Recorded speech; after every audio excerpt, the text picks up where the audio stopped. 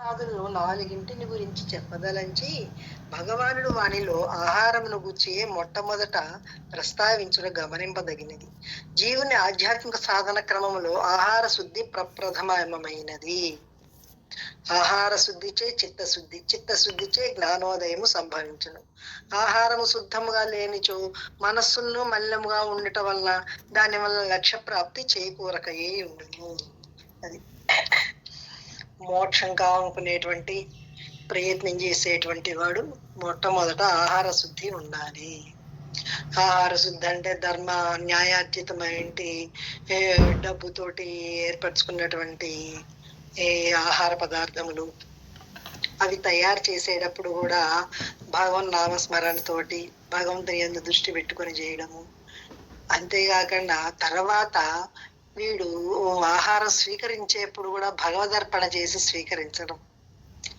అంటే ఒకవేళ వీడు సంపాదనలో సంపాదించేటప్పుడు కానీ ఆహార పదార్థాలు తయారు చేసేటప్పుడు కానీ ఏమన్నా కొద్ది గొప్ప లోపాలు ఉన్నప్పటికీ ఎప్పుడైతే అది దైవ అర్పితమైందో భగవదర్పితమైందో అప్పుడు అది ప్రసాదం అయిపోయింది, అంటే శుద్ధి అయింది. అందుకే ఆహార శుద్ధి చాలా అవసరము.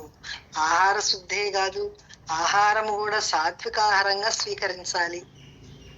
అందుకనే ఆహారం గురించి మొట్టమొదటనే చెప్పారనమాట. ఆహారము యజ్ఞము, తపస్సు, దానము. జనులకు ఎన్ని విధములుగా ప్రియమయ్యుండును, వారి వారి గుణములను అనుసరించి 3 విధములుగా ప్రియమయ్యుండును. అవేమిటో చెప్తున్నారు అన్నమాట.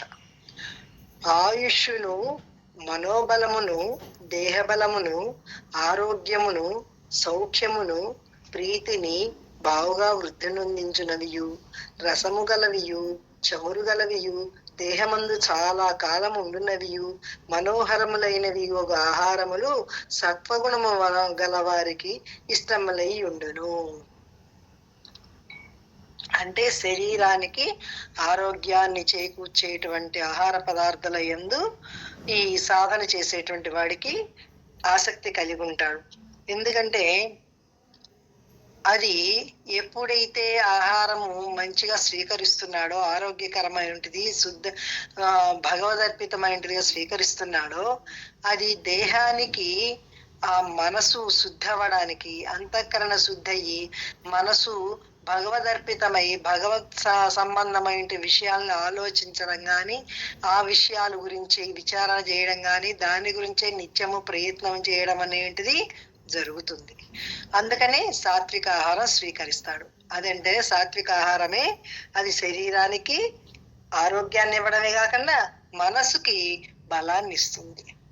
ఏ బలాన్ని ఇస్తుంది అంటే దైవ బలాన్ని ఇస్తుంది. ఎందుకంటే సాత్విక ఆహారం మరి ఉప్పు కారాలు ఎక్కువగా తీసుకున్నాను అనుకోండి, రజోగుణం ప్రభావము వాడి మీద ఉంటుంది. అందుకని సాత్విక ఆహారం తీసుకున్నట్లయితే దానివల్ల వాడికి మనసు కూడా బలంగా ఏర్పడుతుంది దైవ బలంతో. సౌఖ్యమును, ఈ శరీరము అనారోగ్యం పాలు కాకుండా సాధనకు ఉపకరించే విధంగా ఉంటుంది.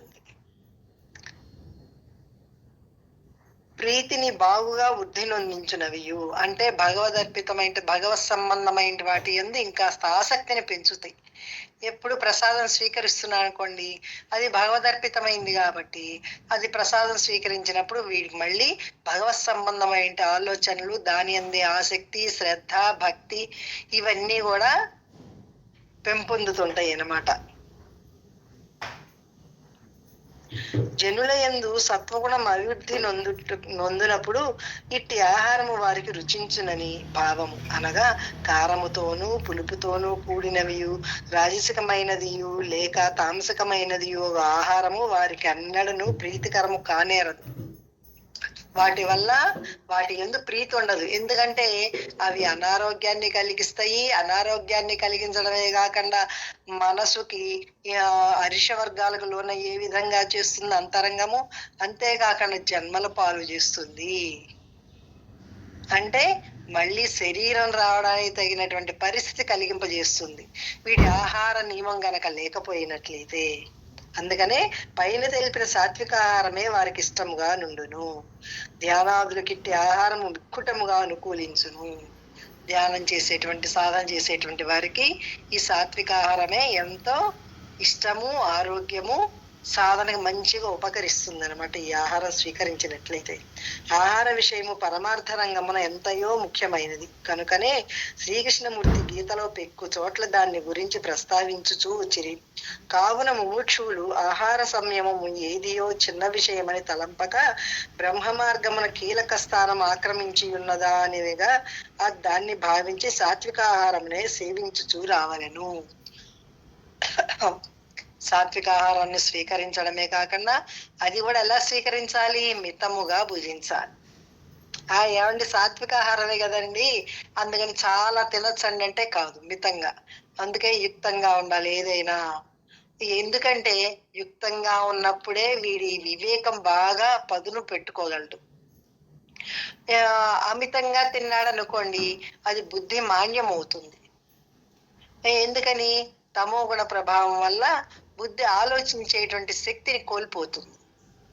అందుకని వివేకం కలిగి చక్కగా చురుకుగా వాడి బుద్ధి బాగా పనిచేయాలి, సూక్ష్మంగా ఏకాగ్రతగా పనిచేయాలన్నప్పుడు సాత్విక ఆహారం స్వీకరించడమే మంచిది. సాత్విక ఆహారం స్వీకరిస్తేనే గాని వాడు సాధనలో చక్కగా ప్రయాణం చేయగలడు అని చెప్పేసి ఆహారం గురించి పదే పదే చెప్తున్నారు. సాత్విక ఆహారం ఎట్టిది?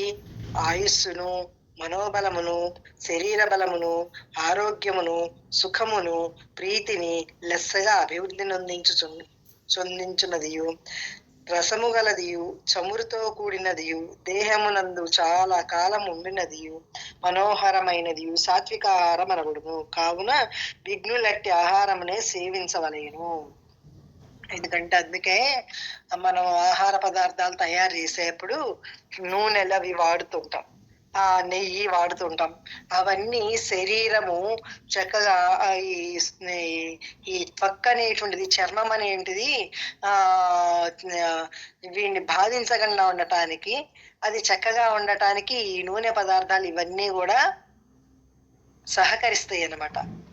అంటే వీడు వాడేటువంటి ప్రతి పదార్థము కూడా వీడికి ఆరోగ్యాన్ని కలిగించి సాధనకి శరీరం సహకరించే విధంగా చేస్తుంది. అందుకే సాత్విక ఆహారాన్ని స్వీకరించాలి అని చెప్పేసి చెప్తున్నారు. నూనెకి సంబంధించి, నెయ్యికి సంబంధించినవి కదా, ఏది తీసుకున్నప్పటికీ యుక్తంగా ఉండాలి, మితంగా ఉండాలి, ఆరోగ్యపరమైనదిగా ఉండాలి. కానీ అనారోగ్యాన్ని కలిగించేటువంటిది అధికమైన ఉప్పు కారాలు ఇవన్నీ కూడా స్వీకరించినట్లయితే శరీరము అనారోగ్యం పాలవుతుంది. ఆ శరీరం అనారోగ్యం పాలైంది అనుకోండి, మనసు పరమాత్మ యందు నిలపలేదు, ఆ మంత్రానుష్ఠానం కూడా జరగదు. ఎందుకంటే శరీరం బాధిస్తుంది అనుకోండి, అప్పుడు వీడు మంత్రానుష్ఠానం కూడా చేయలేడు. వాడు బాగా ఇంకా అన్నిటిని సర్వం కల్విదం బ్రహ్మ చేసుకొని ఇంకా ఉన్నదంతా బ్రహ్మము తప్ప రెండోది లేదంటే అనుభూతిలో నిత్య నిరంతరం సమాధానుభూతిలో వాడు స్థిరత్వం చెందినప్పుడు అప్పుడు ఉండేటువంటి పరిస్థితి వేరు. కానీ అప్పటిదాకా ఆ స్థితి పొందేంత వరకు కూడా వీడు చాలా ఆహార నియమము పాటించినప్పుడే వాడికి ఈ సాధన చక్కగా కొనసాగుతుంది అని చెప్పేసి మరీ మరీ చెప్తున్నారనమాట. చేదుగాను, పులుపుగాను, ఉప్పుగాను, మిక్కిలి వేడిగాను, కారముగాను, చమురులేనివి గాను, మిగుల దాహము కలుగు చేయనివి గాను ఉండునవియు, దుఃఖమును వ్యాకులత్వమును కలుగు చేయనివి ఆహార పదార్థములు రజోగుణము గలవానికి ఇష్టములై ఉండును. అది ఆ నోటికి రుచి చూసుకుంటుంటాడు. ఆ రాజోగుణ ప్రభావం ఉన్నటువంటి వాడు, ఆ రాజసిక ఆహారాన్ని స్వీకరించేటువంటి వాడు నోటికి రుచిగా చూసుకున్నాడు అనుకోండి, అది అనారోగ్యాన్ని కలిగింపజేస్తుంది. ఎందుకంటే మన పెద్దవాళ్ళు చెప్పేవాళ్ళు, ఆ నాలుక మీద ఉన్నంతసేపేరా దాని రుచి, ఆ గొంతు దాటి లోపలికి పోయిందనుకో నువ్వు ఏ చేసినా అక్కడ ఏమీ తెలియబడదు, అన్ని అరగటమే అక్కడ దాని యొక్క క్రియ. అందుకని ఈ నాలుక మీద ఉన్నటువంటి ఆ కొద్దిసేపే నీకు రుచులు తెలుస్తుంటాయిరా. అలాని వీడు ఈ రుచులకు ఎక్కువ ప్రాధాన్యత ఇచ్చాడనుకోండి, అది లోపల అరిగి మళ్ళీ శరీరానికి వీడికి రోగగ్రస్తమయ్యేట్లుగా చేస్తుంది. రోగగ్రస్తం అవడమే కాదు, వాడి మనసు కూడా ఈర్ష్యాసూయ రాగద్వేషాదులకి గురయ్యే విధంగా చేస్తుంది. అందుకని అటువంటివన్నీ కూడా సాధకుడైనటువంటి వాడు స్వీకరించకూడదు. ఎందుకంటే వాడు మోక్షం కావాలనుకునే ప్రయాణం చేస్తున్నాడు. మోక్షం కావాలనుకున్న మోక్షం తప్ప ఇంకేమీ వద్దనుకొని వీడు ప్రయాణం చేసేప్పుడు ఇక్కడ ఆహార పదార్థాలు కానీ, కట్టుకునేవి కానీ, పెట్టుకునేవి కానీ ఎన్నో రకాలంటే ఆకర్షణ గురి చేసే విధంగా ఉంటాయి. ఈ రుచులు ఇవి కూడా ఒకడు తిని చాలా బాగుందండి అంటే వీడు కూడా అలా స్వీకరించడానికి ప్రయత్నం చేస్తాడు. తప్పు లేదు, కానీ లిమిట్ గా ఏదైనా ఒక మితము కలిగి ఉండాలి. ఆ పరిమితి కలిగి ఉన్నప్పుడే అది వీడికి వివేకాన్ని కలిగించేటువంటి శక్తిని ఇస్తుంది, బుద్ధికి పదును పెట్టుకుంటాడనమాట. అందుకే చెప్తున్నారు ఈ ఆహార పదార్థములు రాజసములను పేర్కొనటం వల్ల అవి సర్వదా త్యాజ్యములై ఉన్నవి. అది ఎక్కువ ఉప్పగా ఉండేటువంటివి, ఎక్కువ పుల్లగా ఉండేటువంటివి, మత్తును కలిగించేటువంటి ఇవన్నీ కూడా వీడు స్వీకరించకూడదు. సాధకుడు అయినటువంటి వాడు వాటన్నిటిని కూడా త్యజించాలి. అంటే మనము త్యాగైనకే అమృతత్వ మానసు అన్నారు కదండి. త్యాగం చేస్తే గాని వీడికి మోక్షం కలగదు. అంటే ఏం త్యాగం చెయ్యాలండి అంటే వీడి రుచిని త్యాగం చెయ్యాలి. ఇక్కడ ఈ రకమైన సాధన చేసేటప్పుడు రుచుల్ని త్యాగం చేయాలి. ఎందుకంటే ఈ నాలుగు జిహ్వకి ఈ నోటికి రెండు రకాలైనటువంటి కర్మేంద్రియము, జ్ఞానేంద్రియము రెండు కంబైన్డ్ గా ఉందండి. అది వాక్కుని నియంత్రింప చేసుకోగలడు. ఆహారాన్ని మితంగా తిన్నట్లయితే వ్యవహారం కూడా మితంగా ఉంటుంది. అప్పుడు వీడు అలా కాకుండా రాజసికమైనవి స్వీకరించాడు అనుకోండి, అది వీడి జన్మల పాలు చేస్తుంది. అందుకని వాటన్నిటిని కూడా త్యజించాలి. శరీరానికి ఆరోగ్యం కలిగించదండి, ఇది అనారోగ్యం కలిగిస్తుందంటే ఎవడైనా సరే దాన్ని దూరం పెడుతూనే ఉంటాడు. కానీ ఆ జిహ్వా చాపల్యం కలిగినటువంటి వాడు ఏమంటాడు, తినేసి మాత్ర వేసుకోవచ్చులేండి, మాత్ర వేసుకుంటే అది ప్రబలం కాదు కదా అనుకుంటాడు. అంటే రుచి ఆస్వాదిస్తాడు, దాని మళ్ళీ రోగమస తగ్గడానికి. అంటే వీడు మితంగా ఉండి వచ్చినటువంటి రోగాన్ని తగ్గించుకోవడానికి మాత్రం వేసుకుంటే వాడచ్చు, కానీ నోటికి నియంత్రణ లేకుండా వాడి ఇష్టం వచ్చినట్టుగా రుచులకు పోయినట్లయితే ఈ మాత్రేస్తే నీకు రోగం మామూలు శరీరానికి వచ్చే రోగం అయితే తగ్గుతుందేమో కానీ నీ మానసిక రోగానికి సంబంధించినటువంటి ఈర్ష్యాసు రాగద్వేషాదులు మాత్రం అవి జ్ఞానం చేతనే పోతాయి. నువ్వు మాత్ర వేసుకుంటే నీకు అవేవి పోవు. దానికి మాత్రం సరైనటువంటి మాత్రం ఏంటంటే జ్ఞానమే, ఈ సాధనే. నిత్య నిరంతరం కూడా భగవన్నామస్మరణ అంటే మంత్రానుష్ఠానం తైలధారవత్తుగా చేయడం, విచారణ చేయడం, దోషదర్శనం చేయడం, దానికి ముందు ఇదనమాట. జిహ్వాచాపల్యాన్ని వీడు పోగొట్టుకోవాలంటే ఈ వీటిల్లో ఉన్నటువంటి దోష దర్శనం చేయాలి. దేనికి? దాని అవి తినాలనుకుంటున్నావు, ఎంతసేపు ఉంటుంది తింటే? కొంతసేపు ఉంటుంది, తర్వాత దాని రుచి తెలియదు. లోపలికి వెళ్ళిన తర్వాత అరిగిన తర్వాత అది ఎటుదటుకు పోతుంది. ఈ క్షణకాలం దానికోసం దేనికి ఇంత ప్రాకులాడటం అని చెప్పేసి వాడి మనసుకి దేనికంటే ఆ మనసే ఈ జిహ్వా చాపల్యంగా వీడికి ప్రకోపితం చేసేది. వీడు ఇలా విచారణ చేస్తున్నాను అనుకోండి, ఆ మనసు నియంత్రింపబడుతుంది. ఆ మనసు నియంత్రింపబడితే ఇంద్రియాలన్నీ సంయమనం అవుతాయి. ఎందుకంటే ఆ గుర్రాలనేటువంటి ఇంద్రియాలని వాటి కళ్ళాలు ఈ మనసు చేతిలో ఉన్నాయి అన్నమాట. ఆ కళ్ళాల్ని వీడు పట్టి లాగాడు అనుకోండి, ఆ సాధికుడు రథసారథిగా ఉన్నటువంటి వాడు ఆ గుర్రాలన్నీ కూడా కంట్రోల్ అవుతాయి. అలాగే ఇంద్రియాలన్నీ కూడా సంయమనం పాటిస్తాయి.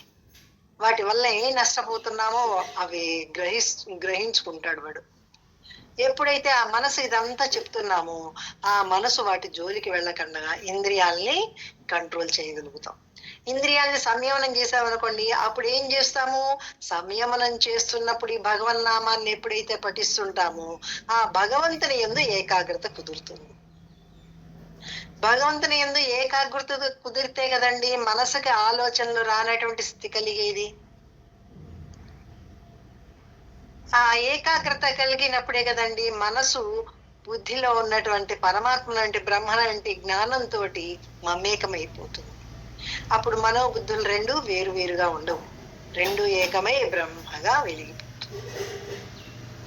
అది సర్వకాల సర్వావస్థలు ఉండటానికి వీడు ఎంతో సాధన ప్రయత్నము, మామూలు ప్రయత్నం కాకుండా తీవ్ర ప్రయత్నం చేస్తూ ముందుకు ఒక్కొక్క అడుగు వేసుకుంటూ వెళితేనే గాని ఈ ఇంద్రియాల్ని సంయమనం చేసుకుంటూ చూసేదాన్ని, వినేదాన్ని, రుచి చూసేటువంటి దాన్ని, వీటన్నిటినీ కూడా నియంత్రించుకోవాలి. సాత్విక ఆహారం తీసుకున్నట్లయితే ఇవన్నీ కూడా నియంత్రణ అవుతాయి.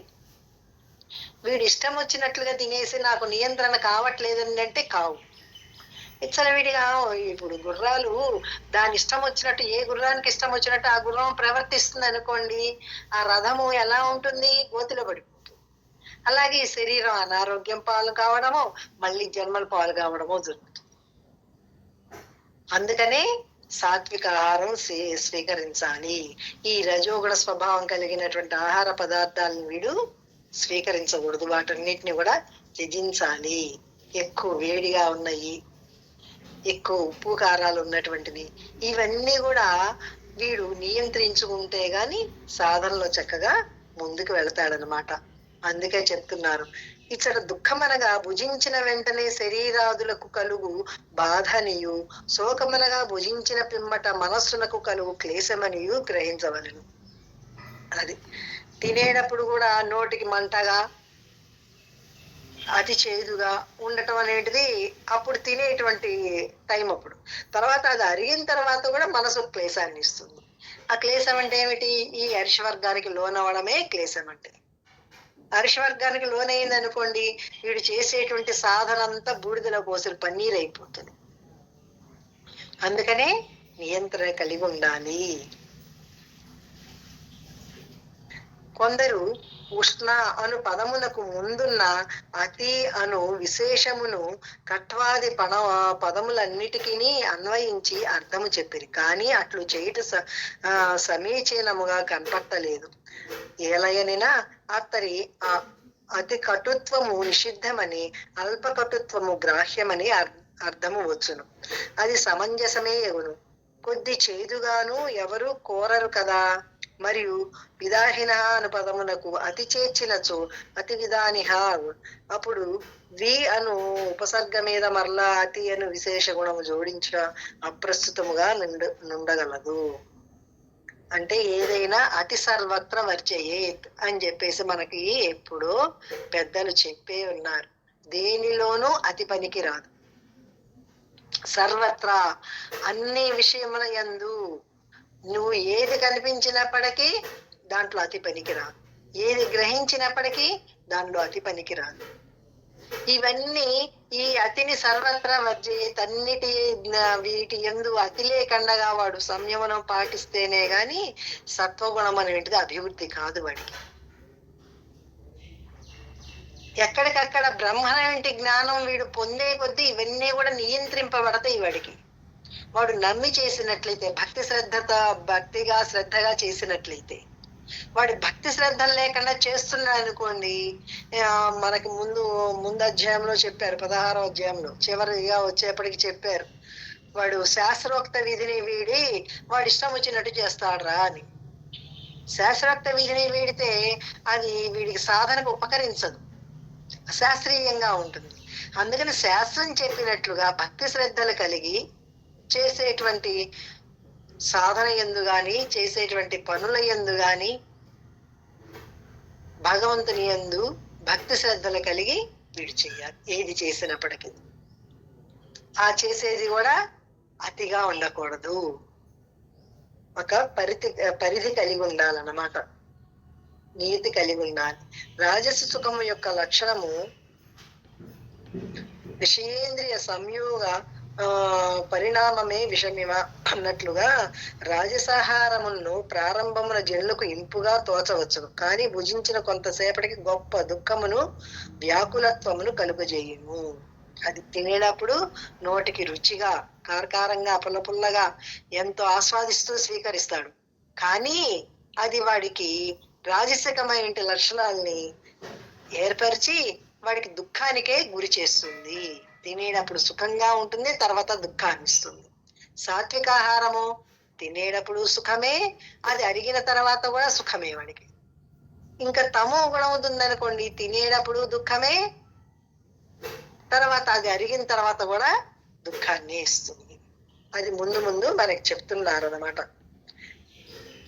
నిత్య జీవితమున ఈ విషయమును పెక్కురు అనుభవించుతూనే ఉన్నారు. మరియు రజోగుణాత్మకమగు ఈ ఆహారమును భుజించు వారికి ధ్యానమును సరిగా జరగదు. అది ఈ రజోగుణ ప్రభావంతో వీడు ఇష్టం వచ్చినట్లుగా ఇన్ని నోటికి రుచులు రుచులుగా స్వీకరిస్తూ ఉన్నాడు అనుకోండి, వాడు సాధనకి ధ్యానానికి కూర్చున్న వెంటనే మనసు ఆ రజోగుణ ఆహారం తిని ఆ రకమైన మైండ్ గా తయారవుతుంది. కాబట్టి విషయాల్లోకే లాగేస్తుంది. అంటే తినేటువంటి ఆహారము వీడి మీద ఎలా పనిచేస్తుంది అనేటువంటిది ఎంతో చక్కగా ఇక్కడ వివరిస్తున్నారనమాట. నీ ఆలోచనకి, నీ సాధనకి, వాటన్నిటికీ కూడా నీ ఆహారమే మొదటి మెట్టు. అందుకే సాత్విక ఆహారం స్వీకరించాలి. చిత్తము వికారవంతమై చంచలమై ఉండును, ధ్యానము జరగదు. ఆ మనసు ఏం చేస్తుంది? వికారాలు చెందుతుంది, ఏమేమిటో గుర్తు చేస్తుంది, ఎక్కడికెక్కడికో వెళుతుంది, విషయాలన్నీ లాక్కుపోతూ ఉంటాయి, చంచలంగా ఉంటుంది. ఈ ఆహారమును అత్తరి కొద్దిసేపైనను మనసు నిశ్చలముగా నుండదు. జంతువులలో కూడా రజోగుణాహారమగు మాంసాదులను భుజించు సింహము, పులి, ఎలుగొడ్డు అతి చంచలమై క్రూరములై ఉండును. అది ఆ మాంసాహారాన్ని తినేటువంటి క్రూర జంతువులు కూడా చంచలంగానే ఎప్పుడు ఒక చోట స్థిమితంగా ఉండవన్నమాట. తృణాదులను భుజించు గోవు, మేక మొదలైన సాత్విక చిత్త వృత్తి కలిగి ఉండును. అది ఆ మేకను, గోవు, ఆవు చూడండి, అవి సాత్విక ఆహారం గడ్డిని తింటుంటాయి. గడ్డిని, మొక్కల్ని, పిచ్చి మొక్కలు అనేటువంటివి. ఈ మొక్కలకి ఇవి తినేటప్పటికీ, సాత్విక ఆహారంగా తినేటప్పటికీ అవి స్థిమితంగా ఉంటాయి. అందుకే వాటి నుంచి వచ్చేటువంటి పాలని స్వీకరిస్తాడు మానవుడు, వాటిని ఆహారంగా స్వీకరిస్తాడనమాట. రాజసాహారము ఆరోగ్యమును కూడా చెడగొట్టి వ్యాధులను కలుగజేయనని తెలియచున్నది. కాబట్టి ఆరోగ్య భంగకరములను, దుఃఖశోక ప్రదములను, ధ్యాన ప్రతిబంధకములను అగు అట్టి రాజసాహార పదార్థములను ముముక్షువులెన్నడను గ్రహించరాదు. మోక్షంగా ఉండేటువంటి వాడు ప్రతి ఒక్కడు కూడా ఈ రాజసాహారాన్ని స్వీకరించకూడదు. తినేటప్పుడు ఎంతో రుచిగా ఉండొచ్చు, కానీ తర్వాత వాడికి అది హాని చేస్తుంది. దాన్ని దోషాన్ని ఎప్పుడైతే ముందుగానే దర్శించాడనుకో, గుర్తించాడనుకో, దానివల్ల సాధనకి ఆటంకం కలుగుతుంది, మనసు వికలత్వం చెందుతుందని గ్రహించాడనుకో, నాకు మోక్షం తప్ప ఇంకేమీ వద్దనుకున్నటువంటి వాడు ఈ రుచుల్ని త్యాగం చేసేస్తాడు. ఎందుకంటే ఇవి క్షణికమైనటువంటివే, క్షణికమైన సుఖాన్ని వేస్తాయి, కానీ వీటి వల్ల ఏ రకమైన ఉపయోగం లేదు, దుఃఖానికే గురి చేస్తుంది, జన్మల పాలు చేస్తుంది. ఆ అంతర్గతంగా అరిషవర్గాలన్నీ పనిచేయడానికి ఈ రాజసాహారమే ఆధారం అని వాడికి గ్రహించినప్పుడు వాటిని స్వీకరించకూడదు, సాధకుడైనటువంటి వాడు స్వీకరించకూడదని మరీ చెప్తున్నారన్నమాట. అట్టి ఆహారముపై ఎప్పుడైనా ఇష్టము కలిగినచో తన ఎందు ఇంకనూ రజోగుణమే కోశమందునో కలదని నిశ్చయించి దాన్ని తొలగద్రోయుటకు యత్నించవలెను. అది ఏమైనా ఎప్పుడైనా కలిగిందనుకోండి, వాడే గ్రహించుకోవాలి, ఓహో నాలో ఈ రజోగుణ ప్రభావము ఇలా ఉన్నది అని చెప్పేసి గ్రహించి దాన్ని కూడా తీసేసుకోవడానికి ప్రయత్నం చేయాలి. అంటే వాటి వల్ల ఏ రకమైన దుఃఖానికి గురవుతామో, ఏ రకమైన బాధలు కలుగుతాయో, ఎలా జన్మలు కలుగుతాయో అనేటువంటిది ప్రతిదీ కూడా దానికి ఆ మనసుకి చెప్పాలన్నమాట.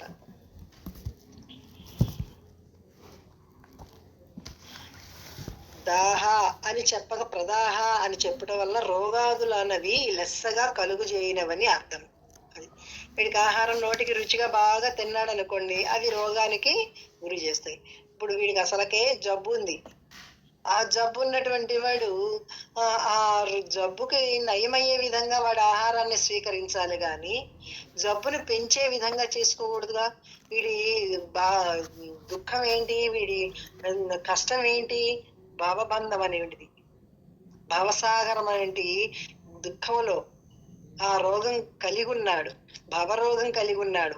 ఆ భవరోగాన్ని వీడు తగ్గించుకునేటువంటి ప్రయత్నం చేయాలంటే ఈ ఆధ్యాత్మిక మార్గంలో వీడు ప్రయాణం చేసి సాధకుడుగా ఉండి ఈ ఇంద్రియాలన్నిటిని సంయమనం చేసి సాత్విక ఆహారం తీసుకుంటూ ఆ మనసుకి విషయాన్ని అందనివ్వకుండగా ఆ బుద్ధిలో ఎప్పుడు బ్రహ్మణ ఏంటి నమ్మకంతో శ్రద్ధాభక్తులతోటి భగవంతుని యందు విశ్వాసంతో వీడు ప్రయాణం చేస్తేనే గాని వాడు మోక్షం పొందలేడు. ఇవేమీ చేయకుండా ఇంద్రియాలని విచ్చలవిడిగా వదిలేస్తే ఏనాటికి వాడు మోక్షం పొందలేడు. అందుకే రాజసాహారం ఎట్టిది? చేదు, పులుపు, ఉప్పు, కారము వీనితో కూడినది, మిక్కిలి వేడిగా నున్నది, చమురు లేనిది, మిగుల దాహమును కలుగజేయినది. కావున ముముక్షువు ఏమి చేయవలను? ఆ ఆహారము వల్ల కలుగు దుష్పరిణామమును మరలా మరలా భావించుచు దాన్ని త్యజించి వేయవలను. అవి క్రమంగా వీడికి ఎలా రోగగ్రస్తం చేస్తాయో, ఎలా దుఃఖం పాలు చేస్తాయో, ఎలా హర్షవర్గాలన్నింటినీ పనిచేసే విధంగా చేస్తాయో అని గ్రహించి వాటి జోలికి పోకుండా వాటిని త్యజించాలి అని చెప్పేసి చెప్తున్నారు అన్నమాట. ఇక తామసాహారం ఎట్టిదో తెలుపుచున్నారు. వండిన పిమ్మట ఒక జాము దాటినదియు, లేక బావుగా ఉడకనిదియు, సారము నశించినదియు, దుర్గంధము కలదియు, పాచిపోయినదియు, వండిన పిదప ఒక రాత్రి గడిచినదియు, ఒకరు తినగా మిగిలినదియు, అశుద్ధముగా ఉన్నదియు, భగవంతుని నివేదింపబడనదియు అవు ఆహారము తమోగుణము గల వారికి ఇష్టమైనది ఎగును. తమోగుణ ప్రభావం కలిగినటువంటి వాడు వాడికి ఏమి ఇష్టం అంటే ఇట్లా వండి చాలా టైం అయిన తర్వాత స్వీకరించడము, అంతేకాకుండా దాంట్లో సారం అనేటిది లేకుండా. అంటే కొన్ని చూడండి, వండిన తర్వాత కొంత టైం వరకు వాటిల్లో ఆహార పదార్థాలు మంచిగా ఉంటాయి, తర్వాత అవి పాచిపట్టిపోతాయి, అవి మెత్తమెత్తగా అయిపోవడము, దుర్గంధాన్ని వెదజల్లడము చేస్తున్నప్పుడు అటువంటివి స్వీకరించినట్లయితే అవి వీడి తమో గుణ ప్రభావాన్ని కలుగజేస్తాయి అని చెప్పేసి చెప్తున్నారు అన్నమాట. అంటే అలాంటివి తింటారని కాదు, దేనికంటే ప్రతి మనిషిలో కూడా ఏదో ఒక సమయం నందు ఈ గుణాలు పనిచేస్తాయి. ఆ పని చేసేటప్పుడు వాటిని గ్రహించాలి. వాటి జోలికి పోకుండా ఉండాలంటే వీడెప్పుడు అప్రమత్తంగా ఉండాలి. ఆహార నియమం చాలా పాటించాలన్నమాట. ఆహార నియమం పాటిస్తేనే గాని వాడి ఆ మానసికాన్ని వాడు నియంత్రించగలడు. మానసికాన్ని నియంత్రిస్తే గాని మనసుకు విషయాలను అందనివ్వకుండా దాన్ని భగవన్ నామాన్ని స్మరింపజేయగలడు. భగవన్ నామాన్ని స్మరిస్తే గాని వాడికి విచారణ చేసుకోలేడు. ఏది నిజము, ఏది అసత్యము, ఏది శాశ్వతము, ఏది అశాశ్వతము. శాశ్వతమైన దాన్ని స్వీకరిస్తూ అశాశ్వతమైన దాన్ని వాడు నిరాకరించాలి. ఇక్కడ కనిపించేటువంటివన్నీ కూడా ఎలా ఉన్నాయి, ఇక్కడ ఉన్నటువంటి బాంధవ్యం ఎలా ఉంది, వాటి యొక్క ప్రేమలు నిజమైన ప్రేమలా, స్వార్థంతో కూడినటువంటివా, అది జీవుడి యొక్క లక్షణాలు ఎలా ఉంటాయి, ప్రపంచం అంటే ఏమిటి, ఇవన్నీ కూడా వీడికి బాగా పూర్తిగా వివరణగా గ్రహింపుకు వస్తుంది అనమాట. వాటి యొక్క లోతుపాతులన్నీ తెలుసుకున్నాడు అనుకోండి, వీటి వల్ల నష్టపోతున్నానని గ్రహించినప్పుడు వాటిని స్వీకరించడు. ఇవి జన్మల పాలు చేస్తాయి అని తెలిసినప్పుడు, నిప్పును ముట్టుకుంటే కాలుతుందని తెలిసి ఎలా ఆ నిప్పుని ఎంత జాగ్రత్తగా వాడుకుంటామో, ఇక్కడ పనులు చేయాలి, ఇక్కడ ప్రపంచంలోనే తిరగాలి, వెళ్లాల్సిన చోటికి కొన్ని వద్దనుకున్నా వెళ్లాల్సినవి ఉంటుంటాయి, అట్లాంటి చోటకి వెళ్ళాలి. ఇవన్నీ వెళ్ళినప్పుడు ఎలా ఉంటున్నాము, ఎంత జాగ్రత్తగా ఉంటున్నాము, విషయాన్ని లోపలి స్వీకరిస్తున్నామా, స్వీకరించకుండా ఇది మిథ్యనేంటి జ్ఞానంగా ఉన్నామా, ఇక్కడ పరమాత్మ తప్ప ఈ రెండోదిగా కనిపించేదంతా కూడా నిజం కాదు, ఇది ఎండమావిలో నీరు లాంటిది అనే గ్రహింపుగా మన మైండ్ ఉందనంటిది మనల్ని మనం పరిశీలించుకుంటూ ఎప్పుడు బ్రహ్మీ స్థితిలో సమాధి అనుభవంలో ఊరడమే మన పని. ఎప్పుడైతే ఆ సమాధి అనుభవంలో ఊరుతుంటామో అలా కొంతకాలం కొన్ని సంవత్సరాలు ఉండగా ఉండగా ఉండగా గాని వాడిలో ఈ ఆహారం వల్ల వీటి వల్ల కలిగినటువంటివన్నీ కూడా ఆ వాసనలన్నీ కూడా దగ్ధమైపోతాయి. ఇప్పుడు తీసుకున్నటువంటి ఆహారం వల్ల నీ మనసు పనిచేస్తుంది.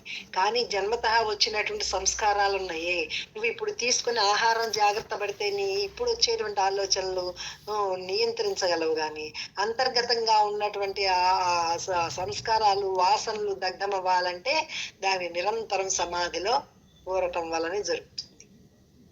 అందుకే నిరంతరం ఆ జ్ఞాన స్థితిలో ఆ ఏకాగ్రతలో మన మైండ్ ఉండే విధంగా మనం చూసుకుంటూ మిగతా వాటిని వేటిని కూడా నమ్మకంగా అపనమ్మకంగా జీవించడం ఇక్కడ వీడికి అలవాటు కావాలి. పూర్వాపరాలన్నీ వాడు విశదీకరించుకున్నాడు అనుకోండి, వాడి మైండ్ లో వాడు వాటికి దూరంగానే ఉంటాడు. అంటే మనసు చాలా ప్రాబల్యంగా ఉంటుంది, అటు పక్కకి లాక్కుపోతున్నప్పటికీ వీడు సాధన ఎప్పుడైతే తీవ్రంగా చేస్తున్నాడో ఆ సాధనా బలం చేత ఆ దైవం సహకరించి దైవ కృప గురు కృప వల్ల వీడు మళ్ళీ వాటిని ఆ మనసు అటు పక్కకు పోకుండా నియంత్రించుకోగలడు, బ్రహ్మానుభూతిలో నిలుపుకోగలడు అనమాట. ఎప్పుడు సమాధి అనుభవంగా ఉండగలడు. ఎందుకంటే వాడి నిజస్వరూపం అదే.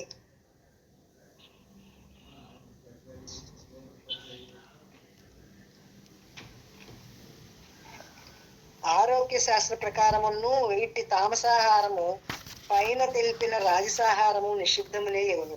సారము నశించి పాచిపోయినట్టు పదార్థమును తిన్నచో మల్లమైన ఆహార పదార్థముల యొక్క అణువులు శరీరమును ప్రవేశించి రక్తమును చెడగొట్టి అనారోగ్యమును కలుగు చేయటయే గాక వారి సూక్ష్మాంశమును మనస్సునందు ప్రవేశించి అద్దాన్ని కూడా మల్లమనొచ్చును. అది నువ్వు తీసుకునేటువంటి ఆహారము శరీరంలో అరిగిన తర్వాత అది రక్తం మారడానికి, అరక్తంగా మారడానికి, ఆ రక్త కణాలు ఏర్పడటానికి, తర్వాత వాడి మనసు కూడా ఆలోచనలు చేయడానికి కూడా నువ్వు తీసుకున్నటువంటి ఆహారం వల్లనే ఆ రసం అనేది దాంట్లో ఉన్నటువంటి రసం అనేటిది వీడి మీద అలా పనిచేస్తుంది. కాబట్టి తీసుకునేటువంటి ఆహారము సాత్విక ఆహారంగా తీసుకోవాలి, దైవార్పిత ఆహారం తీసుకోవాలి అనేటువంటిది పదే పదే చెప్తున్నారన్నమాట. ఈ శరీరాన్ని అనారోగ్యం పాలు చేస్తుంది.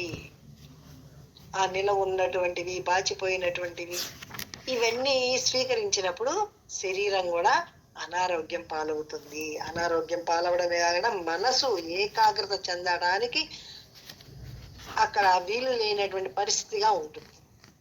అందుకనే సాత్విక ఆహారం స్వీకరించాలని చెప్తున్నారన్నమాట. కాబట్టి ముముక్షువులట్టి ఆహారములు ఎన్నడూ సేవించరాదు. మోక్షంగా అనుకునేటువంటి వాడు అటువంటి ఆహారాన్ని స్వీకరించకూడదని చెప్పేసి పదే పదే చెప్తున్నారనమాట. వాటి వల్ల ఏం నష్టపోతామో తెలిస్తే గనక ఎవడు నష్టపోవడానికి ఇష్టపడడు. కాబట్టి దేనివల్ల ఏ రకమైన నష్టం కలుగుతుందో గ్రహించినట్లయితే వాటి జోలికి వెళ్ళకుండా వాటిని నిరాకరిస్తూ వీడు సాత్విక ఆహారాన్ని స్వీకరించడానికే ప్రయత్నం చేస్తూ ఉంటాడు.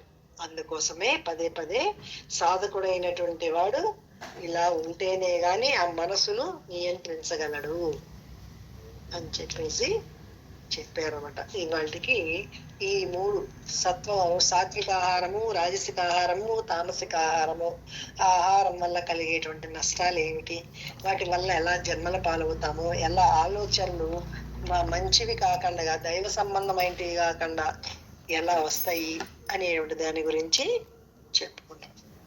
ఎవరన్నా మాట్లాడన్నా అన్న కాసేపు?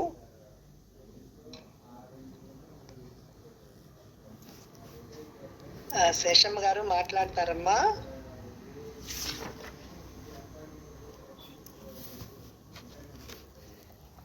అమ్మా నమస్కారం. వీలు కాదులే అమ్మ. నమస్కారం. సరేనన్నా. ఇంకెవరున్నారు? మోహన్ లక్ష్మి అక్క మాట్లాడినానా?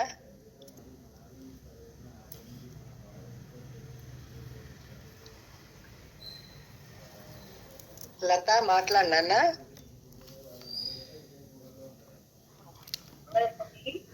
జై గురుదేవ అమ్మ. నాగలక్ష్మి అమ్మ మ్యూట్ తీసారమ్మా, మాట్లాడండి అమ్మ. ఒకటి చెప్పాలనుకున్నానమ్మా. చెప్పండి చెప్పండి చెప్పండి. ఆత్మబోధ వినండి. ఎంత అంటే అది తెలిసి వినే ఉంటారు, మళ్ళీ కూడా వినండి. పడుకున్నానమ్మా, అది నేను వింటున్నా ఇప్పుడు రోజు.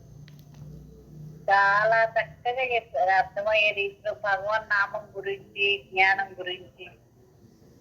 అందుకని అందరూ వినండి.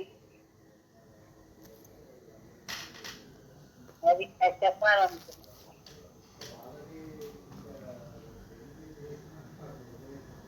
అమ్మకి ఫోన్ చేస్తే నామం ఎక్కువ చెయ్యమ్మా అని చెప్పారు. రామనామం చెయ్యి అని చెప్పారు.